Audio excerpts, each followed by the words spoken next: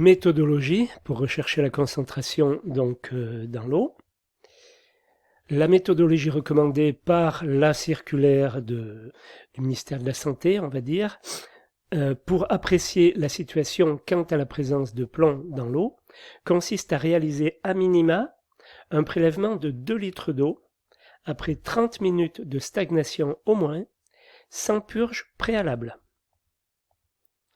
Si une ou plusieurs valeurs mesurées dépassent 10 microgrammes par litre, il est nécessaire de prévoir une intervention de repérage des canalisations en plomb par un bureau de contrôle compétent. Il appartient alors au propriétaire de décider de la réalisation des travaux de mise en conformité des canalisations dont il a la responsabilité. Le rapport délivré indique si l'installation est conforme ou non vis-à-vis de la teneur en plomb mesurée dans l'eau. Le procès-verbal d'analyse du laboratoire est fourni en annexe. Suite des diagnostics immobiliers préventifs, contrôle après travaux en présence de plomb.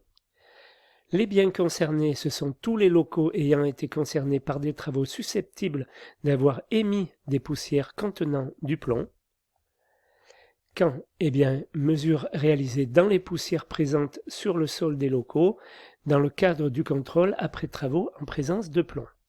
Validité illimitée, mais ne s'exerce que sur le périmètre et le programme de repérage lié à l'opération de travaux concernés.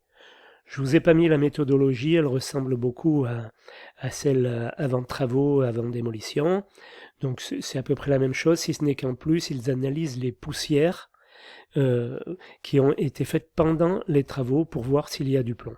Voilà la différence vis-à-vis de la méthodologie par rapport aux travaux avant démolition, avant travaux. Voilà. Voilà ce que j'avais à vous dire sur le diagnostic plomb.